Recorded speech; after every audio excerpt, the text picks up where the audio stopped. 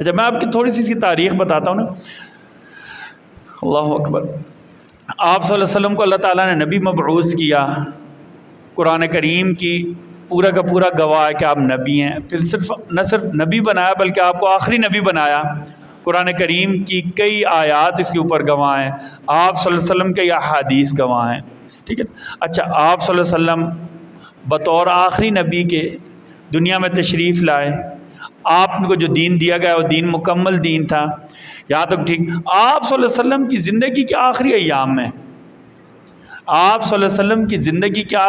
میں کچھ فتنوں نے سر اٹھایا. ان میں ایک فتنہ ارتداد بھی تھا. کچھ لوگ ایسے تھے جنہوں نے نعوذ باللہ اسلام قبول کرنے کے بعد دوبارہ پھرنے کی کوشش کی، یا اسلام کا لبادہ اوڑھ کر اسلام کی غلط تشریح کرنے کی کوشش کی. یہ 3 مرد اور 1 عورت تھی. کتنے تھی؟ 3 مرد اور 1. یہ نبی صلی اللہ علیہ وسلم کی زندگی کے آخری ایام میں. مرد جو تھا اس میں جو سب سے پہلا اور بڑا تھا، جو شرارتی تھا، اس کا نام تھا مسلمہ بن حبیب. اس کو مسلمہ کذاب کہا جاتا ہے. ٹھیک ہے نا. یہ ریاض کے جو موجودہ ریاض ہے نا، اس سے تقریباً 47 کلومیٹر کے فاصلے پر یمامہ ہے. آج کل اس کو عینیہ کہتے ہیں یا حبلیہ کہتے ہیں. ٹھیک ہے نا. حبیل کہتے ہیں. یہ وہاں کا رہنے والا تھا. ٹھیک ہے جی. یمامہ یہ جو موجودہ ریاض ہے نا، نجد، یہاں سے ریاض سے 47 کلومیٹر شمال کی جانب، جہاں محمد بن عبد الوہاب نجدی رحمۃ اللہ تعالیٰ کا جو علاقہ ہے نا، یہ اس علاقے کا رہنے والا تھا. ٹھیک ہے نا. اچھا اس کے قبیلہ کا نام تھا بنو حنیفہ. انتہائی لڑاکے، جنگجو اور بہادر لوگ تھے. اچھا نمبر 1 مسلمہ بن حبیب نام تھا. آپ صلی اللہ علیہ وسلم نے اسے اپنی زبان سے مسلمہ کذاب کہا تھا. دوسرا تھا اسود عنسی. یہ یمن کا رہنے والا تھا. اسود عنسی. تیسرے کا نام تھا طلحہ اسدی. اور چوتھی اور سیدھا ہو کر پتر بیٹھ، اس کو سیدھا ہو کر بیٹھ. ایک عورت کا نا سجاح بنت حارث. ٹھیک ہے نا. یہ جو چاروں تھے نا، انہوں نے آپ صلی اللہ علیہ وسلم کی مبارک زندگی کے آخری ایام میں ہی سر اٹھانا شروع کیا. اسود عنسی یہ چونکہ قبیلے کا بڑا تھا، تیز تراز تھا، اس نے یمن میں فتنہ اٹھایا.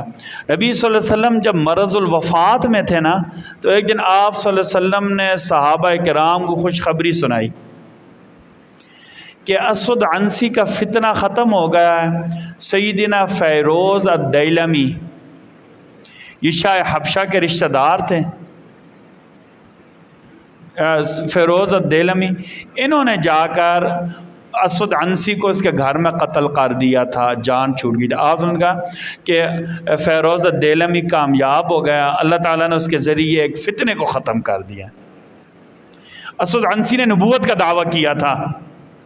ٹھیک ہے جی. اچھا آپ صلی اللہ علیہ وسلم کے بعد جو بھی نبوت کا دعویٰ کرے گا، اس کا مطلب کیا ہوگا؟ وہ ختم نبوت کا منکر ہوگا. اب صحابہ کرام کو برداشت نہیں ہوتا تھا کوئی ختم نبوت کا منکر ہو. اسود عنسی نبی صلی اللہ علیہ وسلم کی زندگی میں نبوت کا دعویٰ کیا. سیدنا فیروز الدیلمی نے جا کر اس کو اس کے گھر میں کیا کر دیا؟ قتل کیا. فتنہ ختم ہو گیا. دوسرے تھے طلحہ اسدی. نبی صلی اللہ علیہ وسلم کی وفات کے بعد سیدنا صدیق اکبر کو جن فتنوں کا سامنا کرنا پڑا تھا، ان میں ایک فتنہ ارتداد یا فتنہ انکار ختم نبوت تھا. اب دیکھیں نا، آپ صلی اللہ علیہ وسلم سے زیادہ بڑی اہمیت والا کائنات میں اور کوئی نہیں. اللہ کے بعد کائنات میں اور کوئی نہیں. آپ کی وفات کا غم،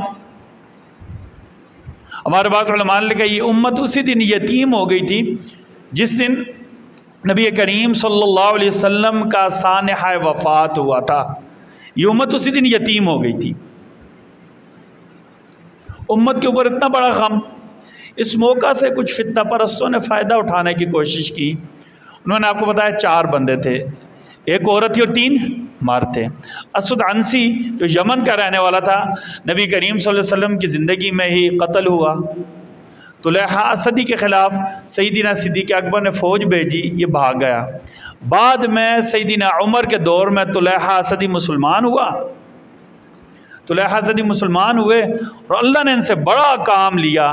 ایرانیوں کے ساتھ، مجوسیوں کے ساتھ جو مسلمانوں کی جنگ تھی نا، یہ ایک حصے کے کمانڈر تھے، انہوں نے نہاوند جو معرکہ تھا وہاں مسلمانوں کو فتح دلائی تھی اور کہا یہ میں نے جو غلطیاں کی تھی ان کا کفارہ ہے، میں نے جو زندگی میں غلطیاں کی تھی نا یہ ان کا کیا ہے، کفارہ ہے۔ اکیلے لڑے تھے۔ ایک جگہ ان کے واقعات میں لکھا ہوا ہے ایک دن 12 کلومیٹر لڑتے لڑتے مجوسیوں کے علاقے میں چلے گئے، 12 کلومیٹر اپنے گھوڑے پر بیٹھے لڑتے لڑتے چلے گئے، اور کہتے ہیں جب یہ جنگ لڑتے تھے نا ان کے اوپر جنون سوار ہوتا تھا طلحہ اسدی ایمان لانے کے بعد، اور کہتے تھے کہ لوگوں مجھے روکنا نہیں ہے، میں اپنے گناہ کا کفارہ ادا کرنے کے لیے اتنا آگے جا رہا ہوں۔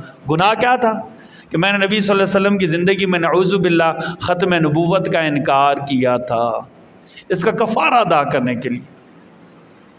طلحہ سے اب رہ گئے دو، مسلمہ اور سجاح عورت رہ گئی ہے۔ یہ جو سجاح عورت تھی نا یہ بہت شاطر تھی، انتہائی خوبصورت تھی اور چالاک ترین تھی، اس نے جادوگری سیکھی ہوئی تھی، کاہنہ تھی، اس نے نبوت کا دعویٰ کیا۔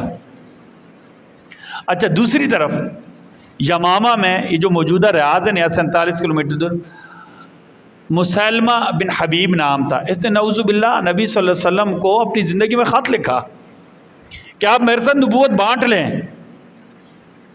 اس کے دو کیا کہتے ہیں سفیر آئے، اس کے دو سفیر آئے، آپ صلی اللہ علیہ وسلم نے کہا کہ تم مجھے آخری نبی مانتے ہو؟ انہوں نے کہا نہیں ہم مسلمہ کو جو ہے نا نبی مانتے ہیں۔ آپ صلی اللہ علیہ وسلم نے کیا کہا؟ آپ صلی اللہ علیہ وسلم پتہ کیا کہا؟ آپ صلی اللہ علیہ وسلم نے کہا کہ اگر سفیروں کے قتل کا حکم ہو تو میں تم دونوں گردنیں اڑا دیتا، لیکن چونکہ تم دونوں سفیر ہو لہٰذا میں تمہیں کچھ نہیں کہہ رہا۔ اچھا دوسری طرف آپ صلی اللہ علیہ وسلم نے زید بن حبیب نامی صحابی کو اس کے پاس خط دے کر بھیجا، تو اس مسلمہ نے پوچھا کون ہو؟ کہا نبی کریم صلی اللہ علیہ وسلم کا سفیر ہوں۔ کیا دعوت دیتے ہو؟ کہ میں آپ صلی اللہ علیہ وسلم اللہ کے آخری نبی ہیں، ان کو مان لو تب فلاح ہوگی۔ مسلمہ نے پتہ کیا کہا؟ مجھے نبی مانتے ہو؟ تو کھڑے ہو نے کہا میں سنتا ہی نہیں، مجھے گوارا ہی نہیں میں تیری بات سنوں۔ اب اس نے ظلم کرنا شروع کیا، ہر دفعہ پوچھتا مجھے نبی مانتے ہو؟ وہ آگے سے کہتا میں سن ہی نہیں رہا۔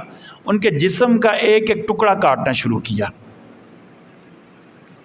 ان کے جسم کا ایک ایک ٹکڑا کاٹ، جتنی دفعہ وہ انکار کرتے گئے ان کے جسم کے ٹکڑے کاٹتا گیا، ہاتھ کاٹے، بازو کاٹے، آنکھیں نکلوائیں، ٹانگیں کاٹی، جسم کاٹا، لیکن وہ ہر دفعہ کہتا میں سن ہی نہیں رہا۔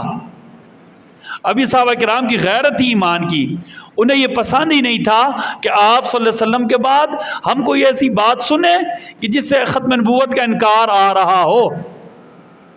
اپنی جان تک دے دی لیکن بات نہیں سنی۔ اچھا اب اس کا جو قبیلہ تھا نا وہ انتہائی جنگجو تھا، ان کا نام تھا بنو حنیفہ